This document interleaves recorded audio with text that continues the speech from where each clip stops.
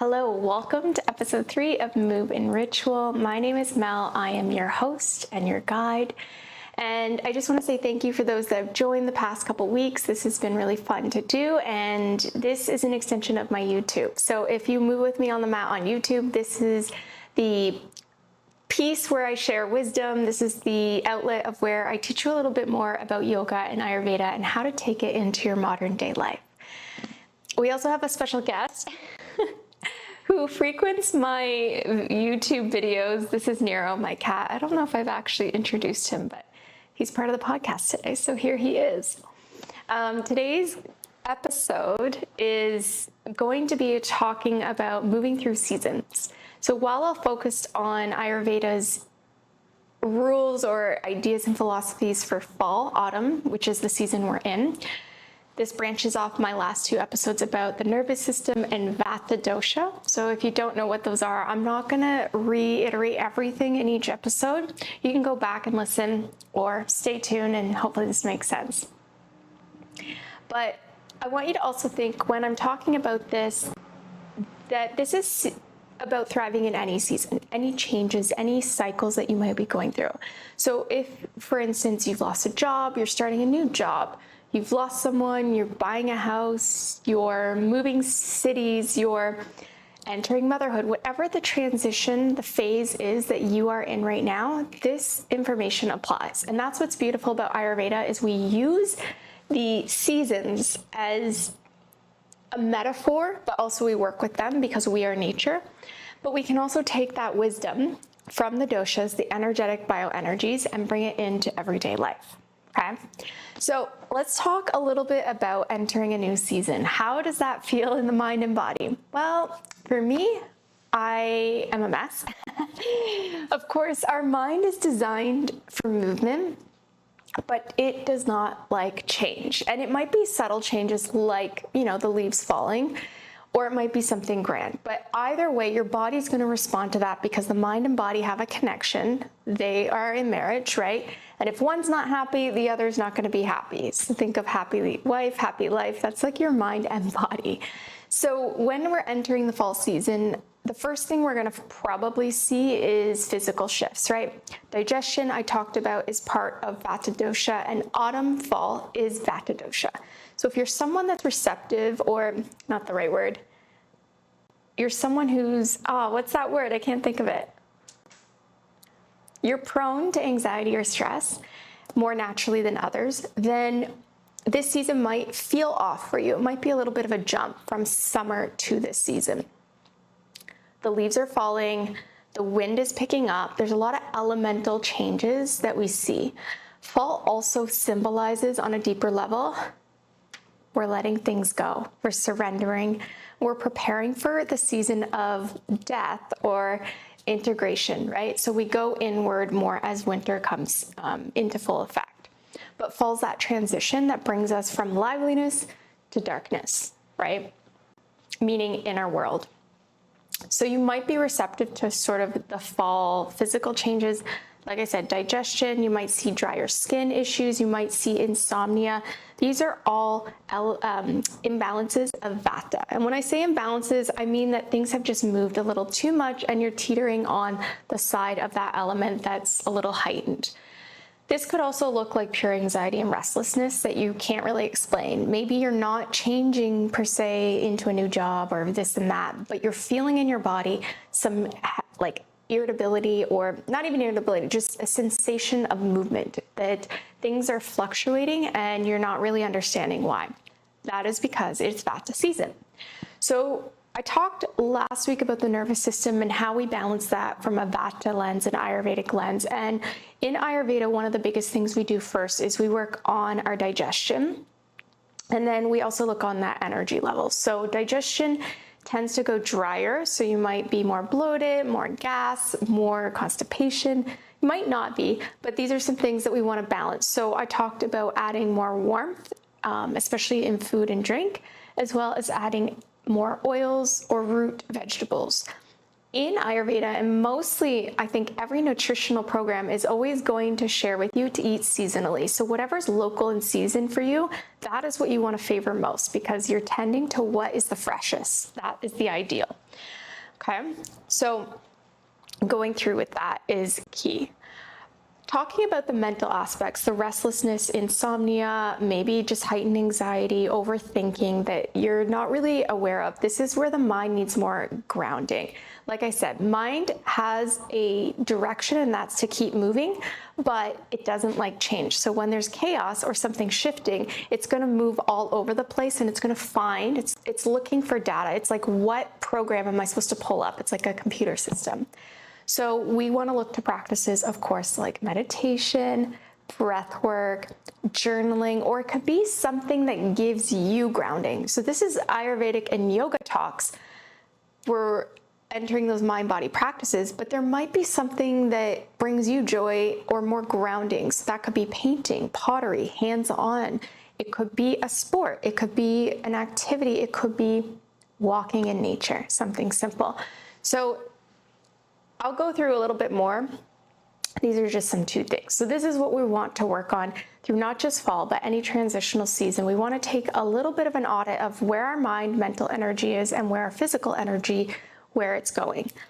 In Ayurveda, we use opposites to balance. So if the mind is chaotic, we use grounding. If the body is feeling restless, then we also want to use something a little bit more rooted and grounding. I also do have below, or I'll put it below rather, a nervous system reset. It's a fall guide. It's very general, but it gives you a good idea on like everything I'm talking about if you're not able to take notes or you miss something. So you can download that for free. So let's talk about also going into Ayurveda a little bit deeper. Ayurveda talks about dinacharya, which is our daily routine. Talked about that briefly on the last. And then our rityacharya, which is our seasonal routine, and this is where we shift. So daily routines keep us rooted. It keeps our mind stable, it keeps our body stable, it gives us direction, which is really important because it helps us stay motivated. But we also want to pick practices that feel really aligned to us, that feel more like a ritual of devotion rather than structure and guilting ourselves into things. Yes, there are things that are good for us that we should be doing, but I think especially if you have more of a Vata imbalance or your heightened stress and anxiety, less is always more, okay? I also shared about that in my story, the first episode that I shared my story when I was going through burnout. I was doing everything right. I was working out, I was meditating, I was journaling, I was getting up at 5:30 in the morning. Like, this is a devotee to the self. I was very disciplined, especially in the yogi world. I was like, oh, sun salutations at 4:30 a.m. Absolutely, sign me up. But the modern world just doesn't align with some of those philosophies. So when I went into my healing program, less was more. Walks and daily massage. I think that's all we really started with. Some breath work, very, very basic. And it felt really sustainable for my mind because it started to give me more grounding. The mind felt safe, the nervous system felt safe, and then I was able to layer in some of those other goals. I feel like I'm talking really fast today. I don't know why. I have had 2 coffees, that's why. All right. So when we talk about our daily routine, I have notes just so I don't forget. We want to balance specifically both the mind and body because in fall season, rather, to cater back to the chaotic energy.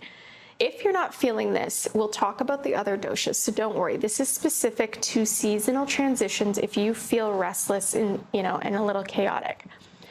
So this will look like something like the daily massage, warm grounding in seasonal foods, adding lubricants like oils and a little bit more fats to help with nourishment as well as hormonal stressors. This can also look like baths or any touch feel practices, okay? Grounding yoga like restorative or even a little bit of yin. I say a little bit because yin can also be an active stretch traditionally, so I want you to be mindful. In Vata, we can overextend ourselves, especially if you have a Vata body type. Hypermobility is part of that. So opening up too much might not feel safe for Vata. You might want something a little bit more restorative and closed practice. Breath work is another, or pranayama, is another one that is very personalized, because the right pranayama is what we use as medicine. Some breath out there is too fiery, it's too dynamic, it's too uplifting, and can cause a lot more anxiety. If you're someone who's prone to anxiety, telling someone with anxiety to just breathe through it is usually not going to be very helpful. So on the sense, I will parking lot that. If you can find a pranayama or you work with a practitioner, I have some on my YouTube that are specific to anxiety, grounding, and stress. I don't typically post anything that's too dynamic unless we're in a class setting, because you really want to use it as medicine. It is medicine. You're always breathing, but how you breathe changes everything about you. It changes your physiological. We're going to do a full episode on that because it's mind-blowing. But we're going to parking lot that. There you go. When it comes to meditation, same thing. Different types of practices are going to be key. So regular sitting and meditation might be a little too chaotic for the mind. And if I tell you as a practitioner, as your teacher and guide, to say, just do it every day until it feels good, it might not be the best way for you. You might run from meditation because the mind can pull up a lot of stuff for you. Remember, when it doesn't have direction and it doesn't understand the change, it's going to bring up everything, especially if it's a familiar feeling, to the unsettledness. So it could bring up traumas, mini traumas, triggers, these kinds of things. So what I'm going to suggest in terms of meditation is start really light in something like a focused meditation. That can mean looking at your hands. That could mean pressing your fingertips together while breathing. You can also stare into something like the fire gazing meditation. Again, that one's iffy. I would say probably do that with a practitioner at first, or try that in a workshop to see how it feels in your body. But finding a point of focus and then just connecting with it day after day. Set a timer, 1 minute, 3 minutes, 5 minutes, whatever it may be. And then do it at the same time every day, right? Because we want grounding. We want the mind to start to understand the safety of the practice and, easing into it. So bite-size little practice is key. And if you have an idea that I haven't mentioned for either breath or meditation, pop it below, because this is going to be helpful for others that are tuning in. All right, so daily routine, we go into something grounding. That's what we want for the body and mind. I've talked about yoga, but there's other things you could be doing for the body, like a daily massage, right? A daily Abhyanga massage. That's the one I spoke about, warm oil massaging, and it doesn't have to be the full body. It could be an area that's specific to you. Or you can start doing something like butterfly tapping, which is just essentially bilateral, like you're using opposite hands. You could even do the same. It's like a nice comforting hug across the body. You could do this on your thighs. You could do this on gently your cheeks. Connecting with your own body is going to be really soothing. And sometimes it might be even really uncomfortable. Like you start mirror work and you realize how much of yourself, your own love, you've neglected. So be aware of these practices are very subtle, and it might sound like, oh, too easy to be true. But I promise you, if you stick with them, they're very grounding, they're very soothing, and ultimately, they are beautiful rituals that you can connect with for you during transitional seasons, including fall. So daily routine, let's get back to that dinacharya from Ayurveda.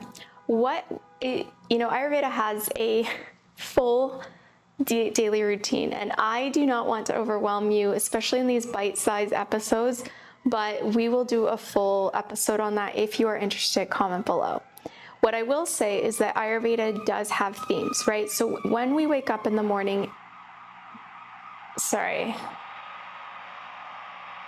cool. Thank you very much. I don't know if that was loud for you, but it was loud here. Ayurveda does have a theme where waking the same time every morning, going to bed at the same time every night is very grounding for our body, but it also works in cycle with your body. The Ayurvedic clock teaches us that there's different times of different energies per day. 2 to 6 a.m. is Vata time. So if you can awake during that time, it is a really great time to meditate, because the mind might find stillness, or that creativity, that flow is happening. Or On the flip side, you might be waking up very anxious at these times because cortisol raises in those early parts of the morning, and this is a way to teach your body to come back to grounding. So 2 to 6 a.m. is ideal. If you are going through a transitional season, fall included, but if there's a bigger transition, there might be a lot of emotional exhaustion. Your body's processing the change, so waking up at 2 to 6 a.m. might not be aligned for you. That's okay. Try to find a time that works before, I would say, 7:30 a.m.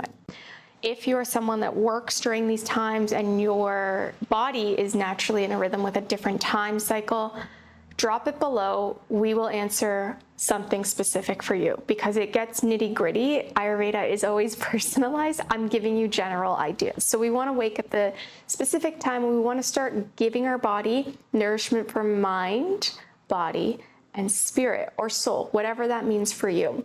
So that could look like a devotional practice like prayer, journaling, meditation. Breath is for that mind, that emotional energy. Setting the energy for the day. It could be affirmations, it could be chanting, it could be, and it should be a little bit of movement, awaken the body. But we also do daily detox, which I'm going to talk about specifically for fall as well. Daily detox does not mean stripping your system of everything it's already doing. Our body naturally has a detox rhythm, right? It already knows what to do. So the detox in Ayurveda looks like something like tongue scraping, oil pulling.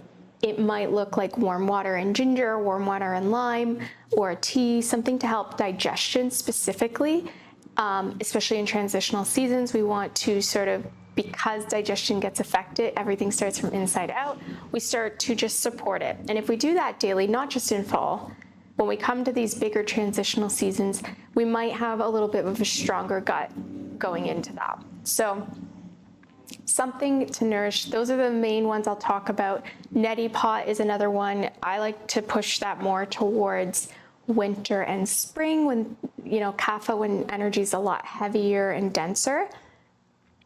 If you are a kapha dosha, then we can talk about that separately. But what I mean by that is the neti pot is clearing out your nostrils with one of those little pots, and it's a daily routine that we add in the traditional Dinacharya, the traditional Ayurvedic routine. But this is pick your own journey. And I'm going to put all these practices below. So if you haven't remembered all of them, don't worry. And we'll do an episode of the full thing because it's a lot. So mind, body, spirit, and a little bit of gentle cleanse. And of course, showering, if that applies to you in the morning, and then starting your day. And then throughout your day, finding ways to find grounding, especially in the transitional season. So that might not look like a full meditation, but it might look like taking a minute to breathe, staring at your palms. It might take a moment where you're driving and you just stop, putting energy into traffic and you take another breather. So finding just a little bit more intentional parts throughout your day to bring yourself the opposite of chaotic energy. And that'll look different for everyone. Okay, so daily routine, we do this all the time, not just in transitional seasons. But when it comes to transitional seasons, and we'll talk a little bit more specifics to fall, we do something that's more seasonally ingrained. So a seasonal ritual, we might shift up the routine, right? So like I said, I don't traditionally do neti pot during this season, but in the winter, I'm going to add that because I get congestion, I get a lot of stuffiness, it gets too dry, a lot of buildup in my body. This is helping support that. I also add dry brushing then. I don't do much dry brushing in drier seasons because dry brushing it's a invigorating practice. So if there's a lot of mental stimulation, it's not the first thing I'd recommend. Massage I'd recommend, not dry brushing. So see how we really piece things together and personalize it per season. It's the same for any transitional period. If energy is more Vata, more nervous system driven, heightened, that might not be the practice I'd recommend all the time, okay? So going into seasonal routines in fall, we also do a gentle cleanse for the gut. So like I said, your body's naturally doing its thing. It knows how to get rid of things, but we will support it with something like a traditional cleanse. It's very simple cleanse in Ayurveda. It will vary per person, and if you're doing it on your own, this is generally safe. If you need something a little bit more intense, this is where you work with a practitioner. But I'm just talking about the Khichdi cleanse, which is typically starts at a 3 to 7, maybe a 2-week cleanse. The most I've done is I think 12 days. And essentially it's, easing off some things that are hard on our gut, like dairy, meat, alcohol, caffeine, sugars, like, all the things that might be a little bit harder to digest and maybe not the best for us. And then we do a series of days where we eat only khichdi, which is like a rice and mung bean, a little bit of spices, and then obviously adding a little bit of oil for hydration for breakfast, lunch, dinner. And that we're also in that time devoting a little bit more rest and integration. So giving ourselves grounding. As you gently detox, you might notice, emotional stuff come up. You might work through some mental stuff. It is such a beautiful gift. And what's different about this cleanse is you might get headaches and stuff, especially if you're addicted to caffeine or what have you, but it's not like hard on you where it's like a juice cleanse or one of the other wild cleanses where you strip yourself of everything and then you try to integrate food back and then it's like the water weight just comes back. This is a little bit more softer and gentler, and I'll probably do actually a YouTube on this, like an actual I've done it where I've hosted little mini groups where we do it together and it's a little bit more supported, but it might be something I talk about separately, and maybe with the recipe. I'll put it below, just a little note on this show notes so you can get an idea and research yourself. But it is something that feels more devotional. It really does feel like a ritual of love for your body, and it gently resets everything, which is even more important because then again, you're telling your body it's safe, and then you can move through that transition. When you ease everything back, everything's feeling softer and more grounded. So that's sort of the seasonal for fall. If you're going through a transitional period, it's not fall and you're dealing with all this, you could try that route as well. So just easing on nutrition, you could try adding, it doesn't mean you have to do 7 days of just eating khichdi, but maybe you supplement your lunch and dinner with that. Maybe you soften your breakfast to an oatmeal, something to nurture. That's the key word. And that's the key word of everything with the nervous system, right? We want to treat it like this little soft baby that needs your undivided and your true unconditional love. Okay. All right. So I have some yoga philosophy that I want to talk about. So in the Yoga Sutras, we talk about finding steadiness and ease in transition. So we need to find that balance, and that's why yoga, the practice on the mat, isn't just the poses. And if you work with a teacher and you go to classes often, you might find a teacher try to bring you this wisdom through the practice, and that's, as a teacher, that's what I try to do. Sometimes the message doesn't resonate. You might go, yeah, I just want to get my chaturangas in, and I'm here to sweat and whatever, here to get a stretch, and that's fine. But if you are someone that is a little curious, even if your teacher doesn't bring through that wisdom fully, can you understand how the poses, and I'm challenging you, even go take one of my classes on YouTube, moving through the steadiness of a pose. Like, let's take a warrior two. It's steady, it's actually very structured, but then you find the ease into the next transition. Still challenging, right? When we move from season to season, every time we upgrade, let's call it an upgrade because it really is. You're downloading new software every time you have a new shift in your world. The poses teach your body that. And I know that's maybe too philosophical for this chat today, but I just wanted to bring it. I'm not even bringing in too much of this. I haven't even talked about the Sanskrit words for this. If you want to know more about that, that can be a full lesson on its own, but just understanding the steadiness and the ease of life, okay? The other thing I'm going to just call it the winds for now, or the vayus. I will use the word the winds in our body. So wind in fall and any transitional season does this. The mind is like this, right? So the leaves fall, you don't know how to predict it. And in our bodies, there's several wind directions, okay? So we've got one that kind of comes up, we have one that circulates out, we have one that goes down. So wind or energy in Ayurveda, and according to also the Vata dosha, there's Apanavayu, which means downward and out. So we want to get that downward and out, and we know that our body does something every day to get things out of the system. But energetically speaking, these practices, these reflections, these rituals, and the transitions in seasons help us press out and get everything out that does not, it served its purpose. We hear this all the time, release anything that's no longer needed. This is truly nature in your body. This is the wind, it's pushing it out intentionally. Sometimes it's not pretty, so this is where if you ground it, you can help guide it down. So Apanavayu is the word, but that wind or that energy of getting everything out can come through your yoga practice, it can come through meditation, it can come through breathing, but most importantly, it's the intention of allowing yourself the steady and ease to allow it to move through, giving yourself permission, because the mind also doesn't want to let go of things, even if they're not great for us. And the nervous system also takes that blueprint. Remember, mind, body. So we talked about that. Yeah, I've talked a lot about everything. I've kind of went over everything. I didn't miss too much. So essentially, I think what I'll do for our practice today is leave you with the question of, what am I willing to let go of? If you don't know what that is, start picking a practice morning and night that's at the same time. Maybe that is meditating on the hands. Maybe it is just simply noticing the breath or releasing a frustration throughout the day. Witness over time how whatever you need to release is in the direct reflection of where you're going, meaning it has to go to create space for where you're going.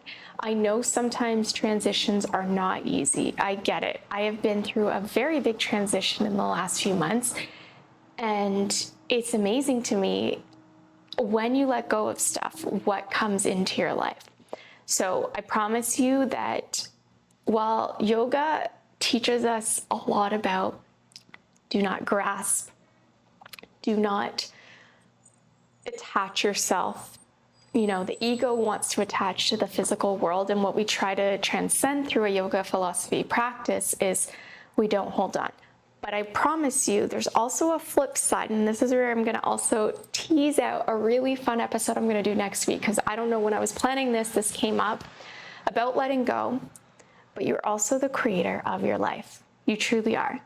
And I don't think I've shared it much, but I studied the metaphysics world. Obviously, I'm a yogi, but I've studied a lot on neuroscience because I'm an NLP practitioner. That was one of the first things I got certified in when I became into the world of wellness and self-help before a yoga teacher. And so I'd love to share a little bit more on how yoga and Ayurveda actually help us manifest our life. So while you do have to let go of things, you're really just letting go of parts of you that aren't. Sorry, my camera died. I went over the time limit. What I was saying is, what you're really letting go of is the parts of you that can't come into the new season. And that is actually really, really beneficial. So we'll talk about that. So your practice today is just to look at the idea, question ask yourself the question, what am I willing, what am I ready to let go of? Or what is my body trying to tell me? What is my mind? What is this new season? What do I need to let go of? And it could be very simple. It could be a limiting belief, but it might feel like the world's distracting around you. Distracting, I don't know if that's a word. Yeah, so that's the question. And your takeaway for seasonal transition, what can you add to help a little bit more of that steady and ease and letting go, that detox per se? And your morning and evening, what can you add for that routine? And I say add, you might be doing some of these and it actually might be a time to let go and remove things too. So if you're someone that maybe is a hardcore, you go to the gym every morning, maybe your body needs more softness right now. Maybe the gym has to come in the afternoon or another time. I don't know the exact answer for you. I can help guide you if you want a one-on-one, But in the meantime, you can drop your comments below and I will help as best as I can, because this is what this podcast is intended for, to bring you into your own wisdom. Okay? So you've got that question. And as always, I'd love to just end with a little bit of a practice. Before we get there, if this resonated, please subscribe. Please follow wherever podcasts are. This podcast should be. I'm also on YouTube if you're finding me somewhere else. And flow with us on YouTube if you want to take a class or so.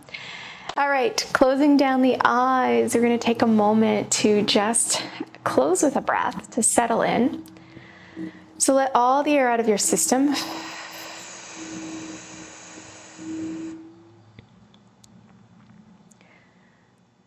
We'll start to inhale gently into the belly. Bring it into the chest, all the way up to the throat. Feeling the full torso filled with air. Hold that breath. And before you're ready, just start to soften the torso and slowly exhale everything out.